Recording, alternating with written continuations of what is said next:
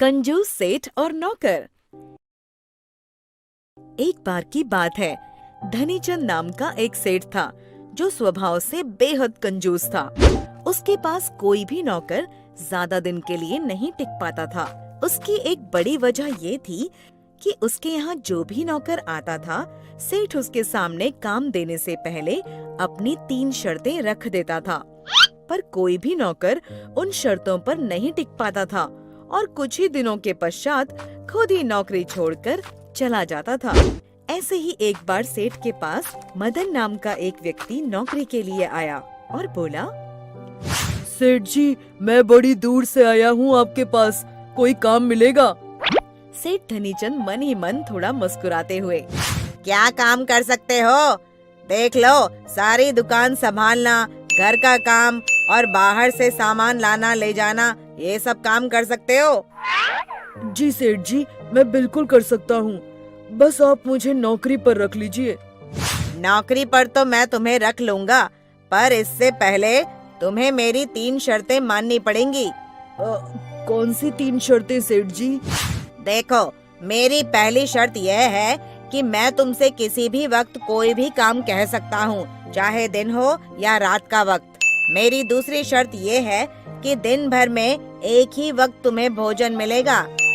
और मेरी तीसरी शर्त ये है कि यदि तुम खुद नौकरी छोड़कर जाने को कहोगे तो तुम्हें पूरे 1 साल की पगार मुझे देनी होगी। मदन को मजबूरी थी कि नौकरी मिल जाए। बस बिना कुछ सोचे समझे उसने हाँ कर दी। और सेठ को तो ऐसे ही मुर्गों की तलाश रहती थी जिनसे अपना काम निकाला जा सके। सेठ धनीचंद मदन से खूब काम करवाता था और बदले में सिर्फ एक वक्त का भोजन। मदन दिन प्रतिदिन कमजोर और हताश हो रहा था, पर उसकी मजबूरी थी कि यदि वो खुद नौकरी छोड़ने के लिए कहता तो सेठ धनीचंद की शर्तें माननी पड़ती। ये ले मदन, अपना भोजन। मदन थोड़ा दुखी होते हुए, मालकिन, इतना काम करवाने के बाद भी ये सूखी भूसी एक रोटी से पेट नहीं भरता मालकिन। तभी सेठ धनीचंद बोला, क्यों रे मदन, इतना कौन सा काम तूने कर दिया जो फालतू की रोटियां तोड़नी है? सेठ मदन को धक्का देते हुए, यहाँ काम करना है तो ऐसे ही भोजन मिलेगा तुझे। कुछ दिनों तक मदन बिना कुछ बोले सेठ धनीचंद के लिए काम करता रहा, पर अब वो हार चुका था। आखिर एक दिन वो बोला, सेठ जी, मैं यहाँ अब काम नहीं कर सकता। तो फिर ठीक है, मेरी शर्तें याद है ना, वो पूरी कर और जा। मदन को हार कर सेठ ध्यानचंद की तीनों शर्तें माननी पड़ी और 1 साल की पगार भी उसने अपनी माँ की कंगन बेच के सेठ को दे दी। अपने गांव पहुंचकर एक दिन वो नदी किनारे बैठा था। तभी उसका एक मित्र रमेश, जो बचपन से उसे जानता था, उसके पास आया और बोला, अरे मदन, तू शहर से कब आया और मिला भी नहीं? रमेश के बार बार पूछने पर मदन ने अपने साथ घटित सारी घटना रमेश को बता दी। रमेश सब कुछ चुपचाप सुन रहा था। उसे सेठ ध्यानचंद की करतूतों पर बहुत गुस्सा आ रहा था और वो मदन से बोला, मदन मेरे भाई, मेरे दोस्त, जरा मुझे उस सेठ ध्यानचंद का पता दे और कुछ दिनों बाद मुझे यहीं मिलना। मित्र, तुम ऐसा क्या करने वाले हो?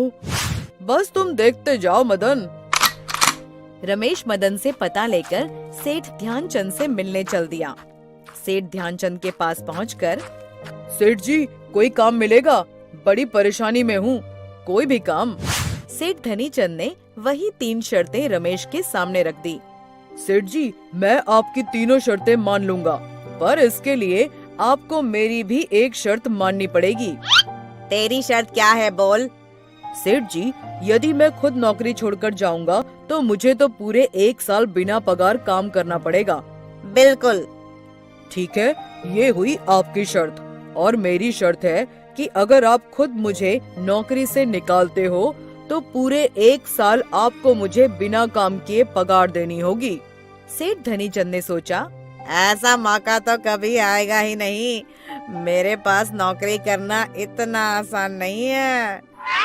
सेठ ने कहा, ठीक है रमेश, मुझे तुम्हारी सारी शर्त मंजूर है। रमेश अपने काम में लग गया। जैसे जैसे सेठ बोलता, रमेश झट से सारे काम कर देता। एक दिन सेठ धनीचंद ने रमेश को कहा, अरे रमेश, जरा अनाज भंडार से चावल की बोरियां ले आ और ध्यान से ताला लगा कर आना। रमेश को उपाय सूझा और जानबूझकर अनाज के भंडार का ताला खुला छोड़कर आ गया और सोचने लगा, ये अच्छा मौका है इस कंजूस सेठ को सबक सिखाने का। रात को चोर भंडार घर से सारा अनाज लेकर भाग गए। सुबह जब सेठ ने भंडार घर देखा तो सारा भंडार घर खाली था। उसने रमेश से पूछा, तुमने ताला नहीं लगाया? सारा अनाज चोर ले गए।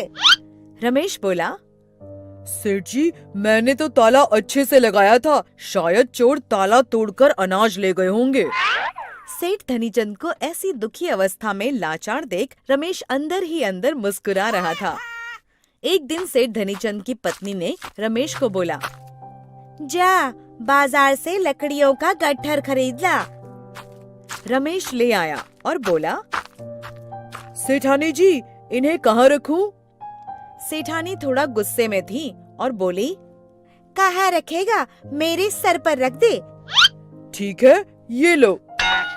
हाय, मैं मर गई, मेरा सर। हाय, कैसा नौकर है तू, कैसा नौकर है तू, मेरा सर फाड़ दिया।